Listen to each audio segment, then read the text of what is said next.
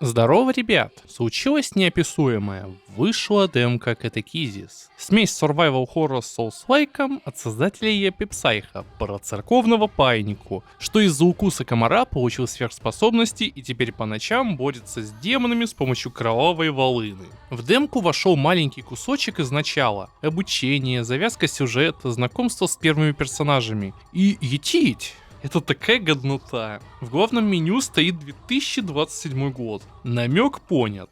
Я слежу за этой игрой с самого анонса. Больше года назад уже делал ролик по ее девлогам.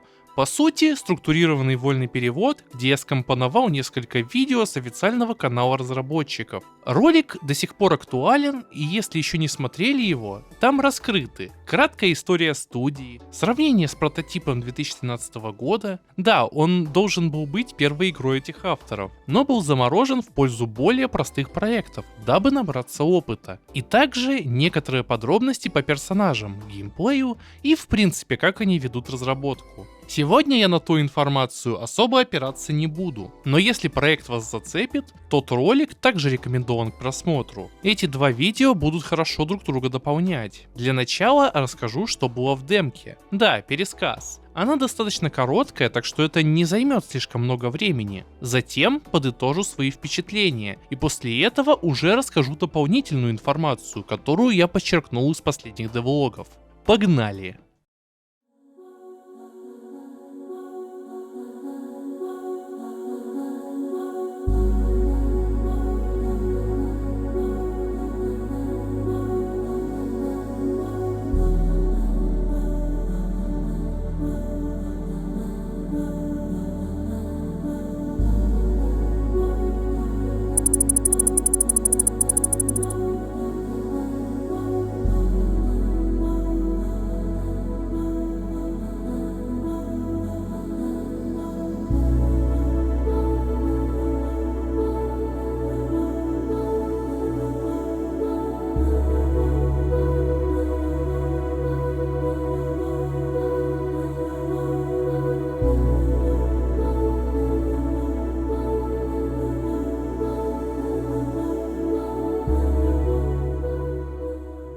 Игра внезапно начинается с того, что мы управляем комаром, которого с первых секунд сопровождает чей-то таинственный голос, обучающий управлению. Канопи, расправь крылья, следуй своим инстинктам и найди носителя крови. И будь осторожен, Нижний мир осквернит твои чувства. Никогда не забывай, откуда ты. Мы учимся летать, избегать света и следить за выносливостью, а затем залетаем в комнату парня, которого нам уже показывали в трейлерах, Дэниела Фишера. Выглядит очень кинематографично и задает нужное настроение. Можно залезть в открытую бутылку вина и буквально набухаться. Рядом фотография Дэниела, возле которой опасность! Паук распустил паутину. Немного освоившись, мы пролетаем дальше, забираемся в вентиляцию, переживаем погоню от паука и в итоге добираемся до церкви, где и находим жертву. Мы живем во времена упадка. Дети правят своими родителями. Деревья приносят гнилые плоды. Люди двуличны.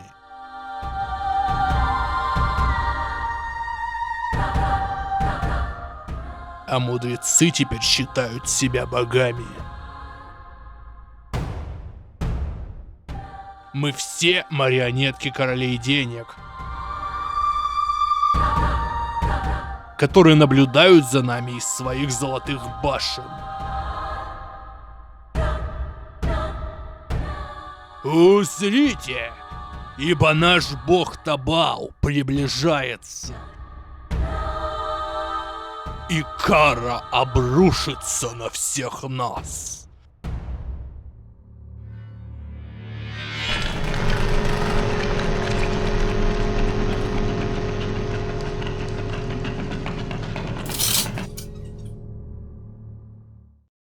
После управление переходит к Дэниелу. Он приходит в себя от требований деда навести порядок, пока сам разговаривает с прихожанами. Перед тем, как двинуться дальше, можно немного побродить и поговорить с несколькими персонажами, в том числе с отцом Софи, подруги главного героя, и с мисс Кордилией. Когда дела с гостями заканчиваются, Изекиль провожает всех и оставляет Дэниела переодеваться. И тут начинается странное. Дэниел замечает нечто вроде призрака, уходящего в винный погреб. Он окликает его, мол, туда нельзя, это частная территория. Но ответа не получает. Тогда он берет свечу и идет следом. А там его ждет уже не призрак, а Софи, копающаяся в стеллаже с красными винами. На вопрос, что она вообще тут делает, Софи пытается выкрутиться и сходу выдает абсолютно нелепую историю о том, что якобы проходила какой-то курс по вину. Один из тех, дегустационных. И дальше сцена превращается в очень неловкий, но забавный диалог, потому что Софи начинает путаться в собственных оправданиях.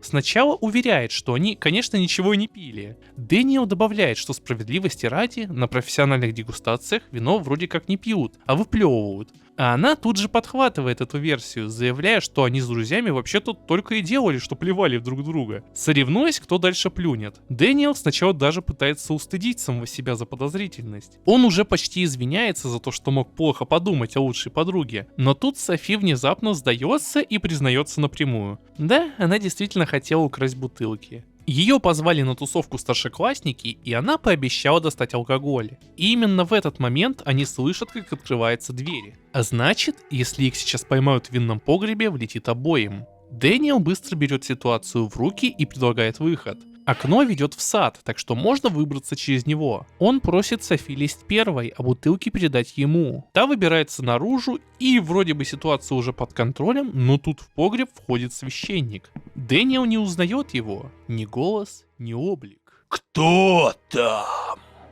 Дэниел прячется под столом, а старик подходит к окну и почти рычит. Я знаю, что ты прячешься здесь, грязный крысеныш! И если хоть одной бутылки моего драгоценного вина будет не хватать, клянусь, я выпотрошу тебя голыми руками.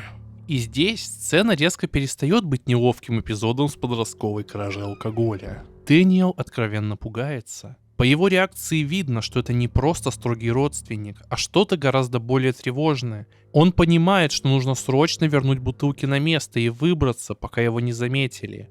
Начинается небольшой стелс-сегмент. Дэниел осторожно, пригнувшись, расставляет бутылки обратно, стараясь не шуметь и не попасться на глаза. И почти справляется. Но когда дело доходит до зеленой бутылки, его внезапно накрывает. Голова начинает кружиться, бутылка выскальзывает и разбивается, а следом отключается и сам Дэниел. Очнувшись, он обнаруживает себя в совершенно другом месте, в какой-то лаборатории, весь в проводах. Из динамика тут же раздается голос, который сухо и без эмоций приказывает подготовиться к тесту с огнестрельным оружием, взять со стола беретту и патроны. Дэниел явно уже проходил через это не раз и устало отвечает: «Я не хочу делать это снова! Я больше не могу!» Но голос просто повторяет команду, без вариантов. В этот момент встраивается обучение стрельбе. По сути, здесь используется адаптированная под вид сверху механика сужающегося прицела из хорроров. Стоишь неподвижно, точнее выстрел. И, надо сказать, ощущается это приятно. Даже отдача есть. Героя слегка отталкивает назад. Сначала мы расстреливаем обычные мишени, потом они начинают меняться, становиться похожими сначала на грабителей, а затем и вовсе на мирных жителей. Дэниелу от этого становится плохо. Он колеблется, но голос из интеркома продолжает настаивать. Нужно стрелять дальше. В какой-то момент он не выдерживает, срывает с себя провода и решает, что с него хватит. Дэниел пробирается через лабораторию, бежит, перекатывается, пускает в ход нож. Тело явно помнит все это лучше, чем он сам этого хотел. В спортзале, глядя на мониторы с результатами своих тренировок, Дэниел горько подмечает, что хотел бы заниматься этим на свежем воздухе, без всех этих машин, которые его контролируют. В одной из палат лежит кто-то еще. Дэниел прокомментирует: «Это мой младший брат Мика, он спит». Имя Мика библейское, возможно просто совпадение, а возможно один из многих религиозных слоев игры. Исследуя лабораторию дальше, он натыкается на папов, роботов, созданных его отцом. В одной из подсобок один такой буквально вываливается на него из шкафа с ножом и жутким голосом произносит: «Дэниел, Иди к папочке. Он отбивается, после чего находит болторез, пробирается мимо тренирующегося робота к шкафчику, забирает пароль от двери и двигается дальше. Затем он находит кресло со следами крови и тихо замечает, что до сих пор чувствует боль от экспериментов, которые над ним проводили. А потом подходит к зеркалу и, глядя в собственное отражение, говорит: «Отец, я знаю, что вы наблюдаете за мной. Я больше не могу этого делать. Я никогда не стану тем, кем вы хотите меня видеть. Выпустите меня отсюда, пожалуйста». Ответом становятся не слова, а еще два робота-папа, входящие в комнату и повторяющие пугающе неестественную фразу. Я люблю тебя, Дэниел. Я так сильно тебя люблю. После такого любая сентиментальность исчезает окончательно. Дэниел хладнокровно разбирается с ними, снова смотрит в зеркало и задается вопросом: «Я выгляжу как дьявол?» Это, очевидно, довольно крутая отсылка на Япи Псайха, где дьявол был чем-то вроде альтер-эго Брайана Пастернака. Дэниел несколькими выстрелами пробивает стекло и выбирается наружу. Там сидят люди за мониторами, и среди них он видит мужчину, к которому и обращается: «Прощайте, отец». Тот сначала молчит, а после спрашивает, что именно Дэниел делает. И Дэниел уже без колебаний отвечает: Я ухожу, я покидаю этот дом. Навсегда». После этого он начинает прокладывать себе путь дальше, расстреливая мишени, чтобы сломать цепи и открыть проход. Сцена выглядит почти сюрреалистично, как дурной сон, из которого герой отчаянно пытается вырваться. Но в последний момент мужчина с закрашенным лицом все-таки успевает схватить его за руку, как дешевый.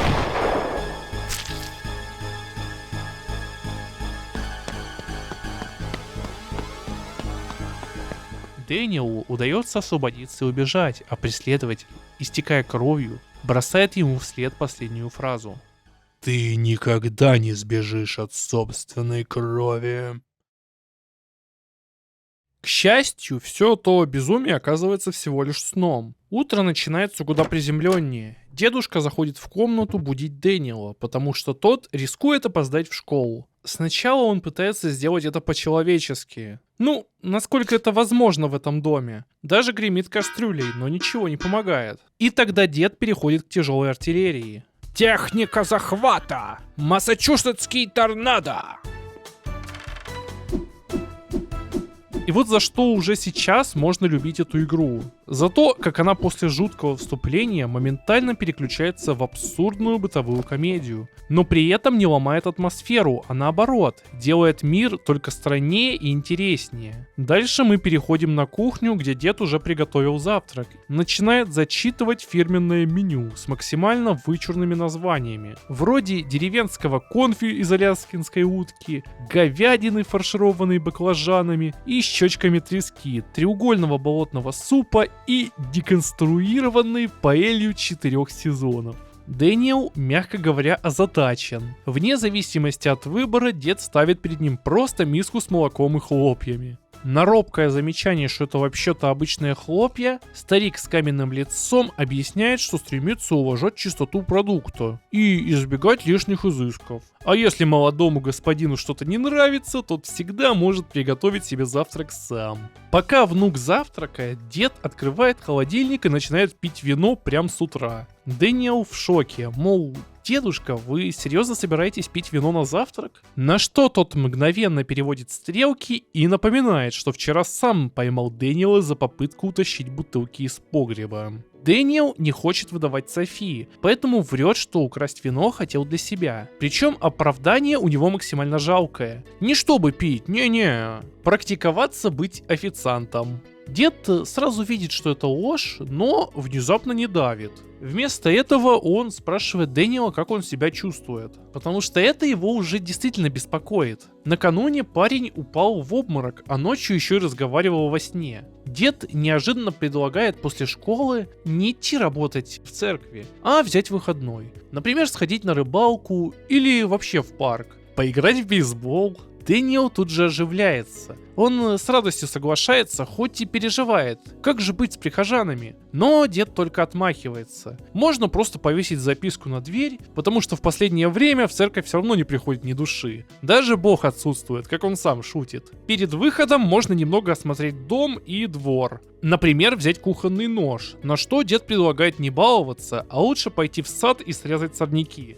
Если это сделать, Дэниел обращает внимание на запах лаванды и говорит, что от него ему сегодня почему-то не по себе. И тут уже невольно вспоминаешь самое начало игры, где когда мы летели комаром, свет от этих растений наносил урон. Так что мысль о том, что в Дэниеле после той ночи могло что-то поселиться, начинает иметь смысл. За помощь по хозяйству дед даже даст немного денег за срезанные сорняки, после чего можно наконец отправляться. Но и на выходе игра подкидывает еще один характерный момент. В дверь церкви кто-то стучится. Это, оказывается, паломник, пришедший слишком рано. Дэниел вежливо объясняет, что церковь пока закрыта и придется прийти позже. Паломник тут же начинает извиняться, разворачивается, делает шаг и спотыкается. Выясняется, что человек шел сюда пешком несколько месяцев. Услышав это, паренек предлагает ему отдохнуть прямо здесь, столько, сколько потребуется, потому что церковь открыта для всех, кто в ней нуждается. После этого Дэниел наконец идет в школу. По дороге можно перекинуться парой фраз с несколькими второстепенными персонажами. Изабель, что по прототипу 2013 года была злодейкой, не желает с нами разговаривать. Бобби интересуется, куда запропастилась София. Ребекка просит Дэниела передать Софи, чтобы не говорила, что они ее подруги, потому что это не так. И делает парню комплимент, что у него очень красивые волосы, несмотря на то, что он бедный. Выглядят как местные мажоры. Не Денисы-мажоры, просто мажоры. Скорее всего, эти персонажи еще сыграют свою роль в полной игре, но сейчас это не имеет большого значения. Главное происходит в классе. Дэниел садится за парту, урок у мисс Вивиан уже идет полным ходом. И в этот момент Софи, пользуясь тем, что учительница отвернулась к доске, тихо пробирается на свое место. Она сразу начинает шепотом извиняться перед Дэниелом за вчерашнее. Тот сначала просит не мешать ему слушать урок, но Софи не отстает и буквально вымаливает прощение. В итоге он сдается, говорит, что прощает ее, но ставит условие: больше не воровать и уж точно не пить вино, пока не станет совершеннолетней. Софи клянется чуть ли не жизнью.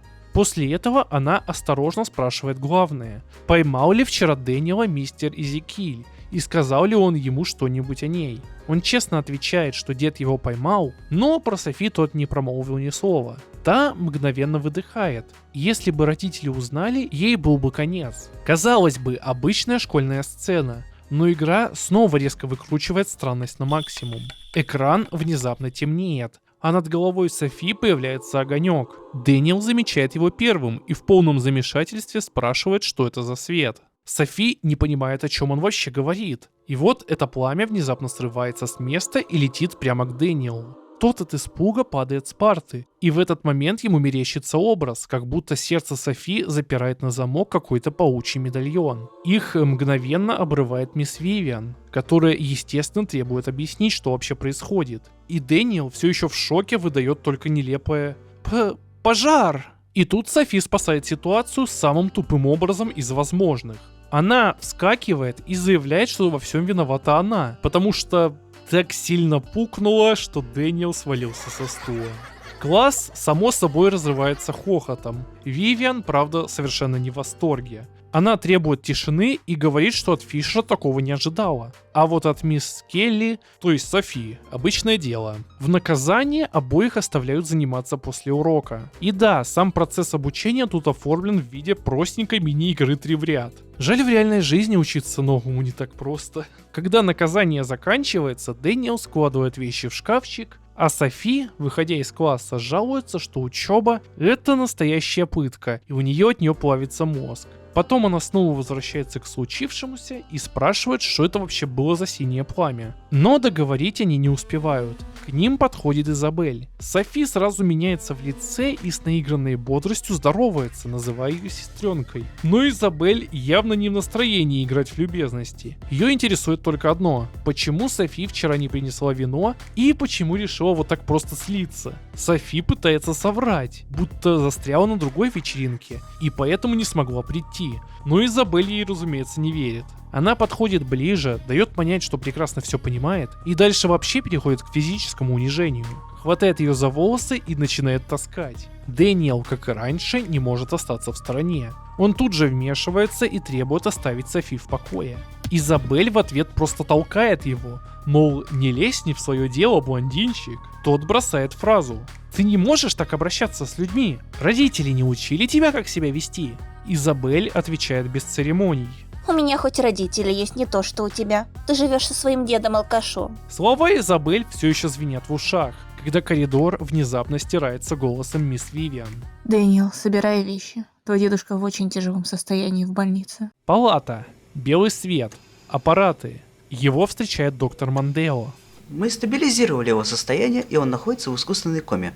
У нас пока нет окончательного диагноза. Мы проводим несколько анализов. На прямой вопрос: Он умрет? Доктор осторожно напоминает про возраст и вредные привычки, но обещает: Я знаю, что это тяжело для тебя. И ты, и твой дедушка уже давно стали хорошими друзьями для этой больницы. Поэтому я даю тебе слово, что мы сделаем все возможное, чтобы поставить его на ноги. и протягивает пакет с вещами Изекииля, телефон, что можно использовать как фонарик, и табалистские четки для молитвы богу Табалу. Комната пустеет. Остается только Дэниел и старик под трубками. «Если что-то случится с вами, я останусь один. Пожалуйста, не умирай!»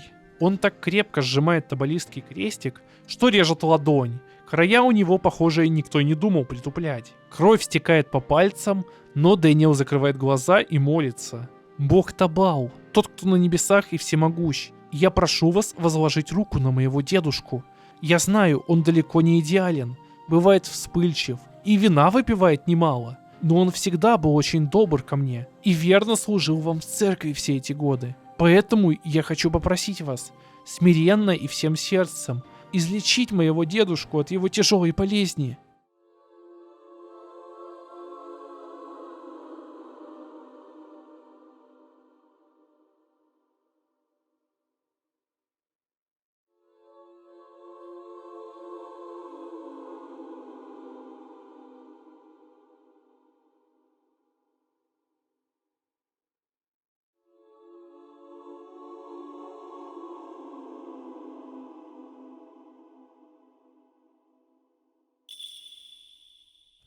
Дэниел, будь хорошим мальчиком и помогай другим.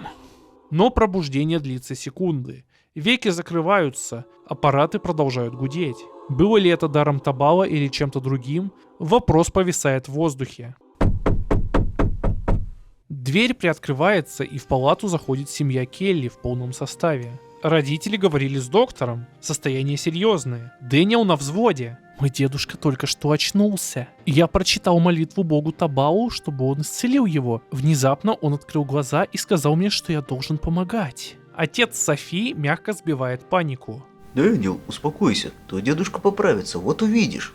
Тебе не о чем беспокоиться. Мы обо всем позаботимся, хорошо? Мать добавляет решение здесь и сейчас. Пока дедушка в больнице, ты будешь жить у нас. Ты не можешь оставаться один в той старой церкви. Дэниел пытается возразить. Хочет остаться рядом на случай, если дед снова очнется. Но правило есть правило. Посетителей пускают только в определенные часы. Он соглашается. Но сначала мне нужно забежать в церковь за пижамой и кое-какими вещами. Дэниел возвращается в церковь и сразу чувствует, что что-то не так. В жилой комнате мерцает включенный телевизор с помехами. На полу кухонный нож и несколько капель крови. Это дедушкина? Но в больнице ничего не говорили о ранах. Плохое предчувствие. Дэниел подбирает нож, забирает щетку и пижаму. И тут из коридора тянется знакомый скрип двери. Винный погреб. Внутри пусто, но на этот раз Дэниел берет в руки ту самую странную реликвию, которую мы могли приметить еще прошлой ночью. Разглядывает. Может, табалистский идол? На ней надпись, но не разобрать. Грязь слишком въелась. Под рукой только зубная щетка. Провел по камню, и проступает латинское «Soul morded lunam». Солнце кусает луну. Острый край вонзается в ладонь. От капли крови что-то внутри реликвии начинает расти и шевелиться. Дэниел отшвыривает стеклянную колбу. Она бьется, и на пол выползает бледный червяк. Что это? Оно движется? Червь уползает прочь, а Дэниел забирает часть фигуры в форме солнечной короны, ту самую, что его поранило. Червяк скрывается под массивной лампой в виде табалистского креста. Сзади него выгравированная метка, идеально подходящая к найденному фрагменту. Коронка встает, и крест съезжает в сторону, открывая потайной ход.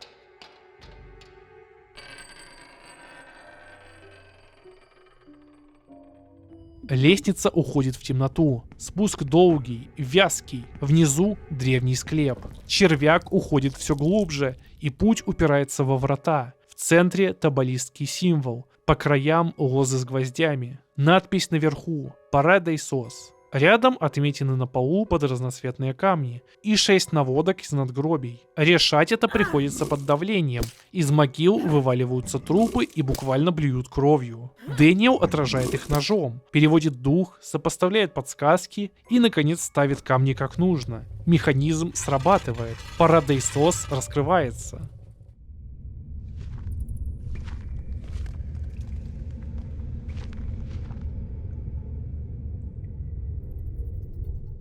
Дедушка всегда говорил мне не подходить к колодцу в саду, потому что внутри него жил монстр. Я всегда думал, что это просто своеобразная шутка.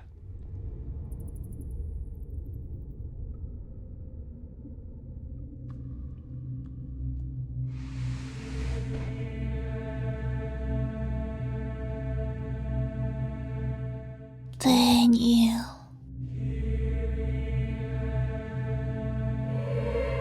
Дэниел, помоги мне. Чей это голос?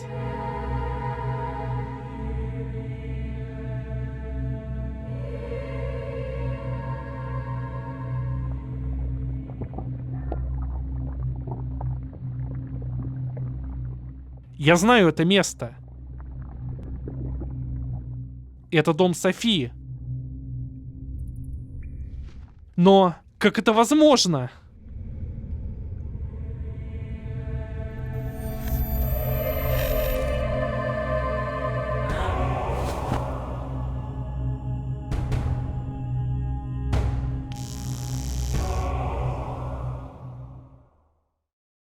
И на этом моменте демоверсия обрывается. И в этой тишине до тебя доходит. Ты только что провел час в игре, которая успела побыть симулятором комара, семейной комедией, хоррором в лаборатории, школьной драмой и ни разу не рассыпаться. Короче говоря, катехизис — это разъеб. Разработчики не лукавили, это самый амбициозный и отполированный проект студии. И демка это уже доказывает. Повествование тащит, за час-полтора игра держит напряжение и без провисаний, дает короткие передышки со странноватым юмором и снова прижимает к стене. Ритм выверен, цепляет с первых сцен, а чеховских ружей расставлено уже столько, что сносит башню. Интрига работает. Что за комар? Что за сон с лабораторией? Было ли это на самом деле или последствия укуса? Мне всегда нравилось, как в играх Baroque Decay сочетается минималистичный пиксельный стиль с анимешными катсценами. По демке уже видно, как этот подход эволюционировал. Красивых срежиссированных сцен стало больше, а переходы между ними и геймплеем ощущаются бесшовно. Саундтрек Майкла Города Келли, как я знал из прошлых девлогов, писал под каждую главу отдельно. И он отлично подчеркивает атмосферу. В хорошем смысле, будто смотришь фильм. Главный герой внезапно удивил. По трейлерам ожидался шаблонный аниме-протагонист. Но Дэниел уже сейчас выглядит довольно глубоким персонажем. Моя любимая часть пока что кошмар в лаборатории.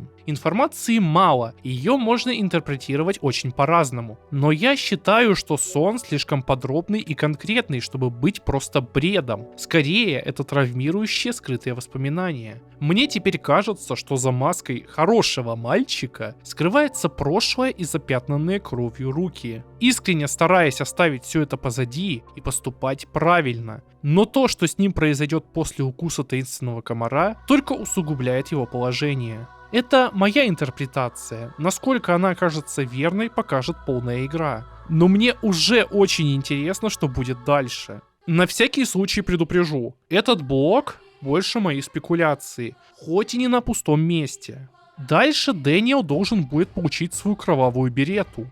Табалистский крест очень неприятно срастется с его рукой. Потянув за него словно за молнию, Дэниел буквально вскроет свои вены и вытащит оттуда кровавую волыну. Персона 3 со своими выстрелами в голову покуривает в сторонке.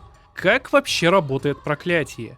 Если он сделает кому-то доброе дело, из человека, которому он помог, вылетит синий огонек и совершит чудо. К примеру, поспособствует излечению больного дедушки. Но одновременно откроется портал в ад. Судя по тому, что Дэниел видит в первом Гемофиретро, том самом кровавом кубе, квартиру Софии, которую недавно помог, первый данжен игры будет ее квартирой, искаженной в духе Silent Hill, но с влиянием на реальный мир. Паучий замок надевается на того, кому Дэниел помог. И чтобы спасти этого человека, придется буквально спуститься в ад и кого-нибудь отмудохать. У нас в роли главного героя довольно набожный паренек, искренне добрый, да и дед настаивает его помогать другим. Но проклятие делает так, что помогая людям, он накладывает на них же проклятие, с которым ему придется собственноручно разбираться. Крайне херовая перспектива. И если принять кошмар в лаборатории за чистую монету, Дэниел уже пережил травму.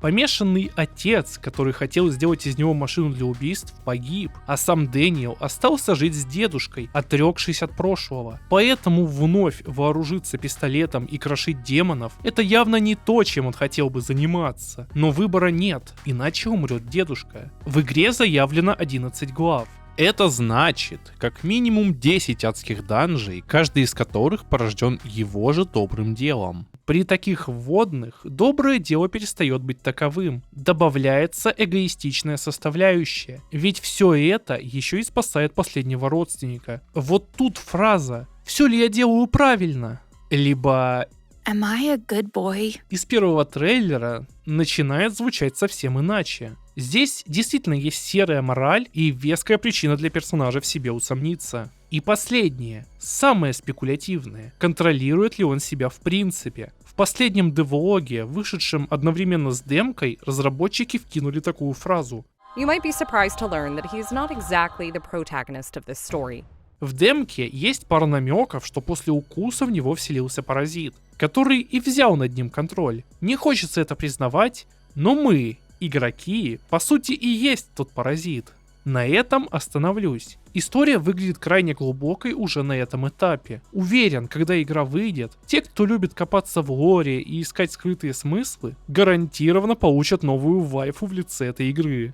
Теперь поговорим о том, что разработчики раскрывали в девлогах. Персонажи. Дедушка Дэниела Дон Изекиль, которого мы видим в демке, куда интереснее, чем кажется на первый взгляд. Помимо любви выпить, он еще и мастер пикапа, и разработчики прямо намекают, возможно, его разгульный образ жизни – маска, и он что-то скрывает. Учитывая древние механизмы, к которым у него явно был доступ, склеп под церковью, и то, что предупреждение по поводу колодца оказалось чистой правдой, после того, как придет в норму, ему предстоит ответить на пару вопросов. Среди прихожан выделяется мисс Кордилия, давний друг семьи, прямолинейно до неловкости, никогда не скупится на слова, даже если это ставит людей в неловкое положение. Ее набожность, судя по всему, скорее от скуки, чем от настоящей веры. В демке она лишь ворчит на то, какая дерьмовая была проповедь по вине старого маразматика. Отдельная важная локация – больница Дженева Пайн. Дэниел с дедом навещали там больных в рамках церковной деятельности. Но когда Изекиль сам оказывается пациентом, Дэниелу придется бывать здесь куда чаще. И судя по девлогу, именно здесь его ждет зловещее происшествие. Больница была еще в прототипе 2013 года. но также была переработана. Теперь это полноценное учреждение с несколькими пациентами, большим штатом, лабораторией и моргом. Там работает двое важных персонажей. Доктор Мандео, который возглавляет клинику и является гениальным ученым. Когда Эзекиль заболевает, именно Мандео лично берет под опеку и деда, и самого Дэниела, следит не только за физическим состоянием пациента, но и за душевным благополучием внука. Медсестра Деб, его главная помощница, вечно позитивная, с отличными коммуникативными навыками, она завоевала симпатию всех пациентов. Но разработчики прямо предупреждают, за этой добротой скрывается огромная сила, которая пригодится в критический момент. Оба персонажа появились еще в ранних набросках игры, но были полностью переработаны. Мандео со времен прототипа так вообще успел сменить цвет кожи. Враги. За прошедшие девлоги были представлены 3 новых врага. Кефалипос – паукообразные существа, прототип которых был создан еще в 2013 году для первоначальной версии игры. Разработчики сами сравнивают их с фейсхаггерами из Чужого, хедкрабами из Half-Life, существами из Нечто и мозгами из Fiend Without a Face. Они набрасываются на Дэниела и наносят удары языками в ходе внезапных атак. Появляются из гнезд, которые постоянно их порождают. Поэтому первым делом нужно уничтожить именно гнезда, иначе тебя просто завалят числом. Только после этого добиваешь оставшихся. Осонупо. Совсем другой тип врага. Одиночка, который скрывается в узких коридорах и потайных комнатах. Заметив Дэниела, немедленно бросается на него на полной скорости, нанося серьезный урон. Но при этом умом не отличается. Если вовремя увернуться, он врежется в стену и будет на несколько секунд оглушен. Разработчики отдельно отметили, что Осонупо почему-то любит тусоваться в туалетах, так что будьте особенно осторожны, входя в них. Глоссор. Это уже тяжелая артиллерия. Червеобразное тело с коротенькими ножками. Выглядит почти смешно, но это обманчиво. Во-первых, он первый враг с большой дальностью атаки. Его вытянутый язык позволяет не только наносить урон, но и удерживать Дэниела на месте, пока ближайшие враги подходят добивать. Во-вторых, глоссоры не действуют в одиночку. Они могут прикреплять свои гротескные пасти к земле и создавать ловушку прямо на поле боя. В-третьих, они сами по себе очень выносливы. Несколькими ударами ножа или пулями его не завалить. Разработчики говорят, что с этими врагами хотят добиться конкретной тактики от игрока. Мелких врагов бить ножом, чтобы сэкономить боезапас, а глоссора чем-то посерьезнее. И все это, не теряя из виду его язык, атаку которым, впрочем, легко заметить заранее. Baroque Decay — это та редкая команда, за которой интересно следить не только из-за игры, но и из-за того, как они общаются с аудиторией. Задолго до анонса они годами подшучивали в Дискорде, что их следующая игра будет хоррором про бейсбол. Казалось бы, внутренний мем, но теперь каждый раз, когда в катехизе смелькает бейсбол, фанаты буквально вскакивают. Чат про игру в Дискорде теперь называется Amen Baseball Tabal. Это уже не просто шутка, а часть культуры вокруг проекта. Пока катехизис в разработке, Baroque Decay не бросили свою предыдущую игру. Они выпустили официальную поддержку модов для Япи Псайха. Как они говорят, это по сути тематический RPG-мейкер внутри игры. Вот причина, почему незадолго до этого на их канале вышла ретроспектива хорроров, сделанных на RPG Maker. К слову, рекомендую его глянуть. В ходе изучения материала для этого ролика я сделал русские субтитры для нескольких их видео. Разработчики любезно согласились их добавить. Так что там мои субтитры. Ссылка на ретроспективу и девлоги будут в описании.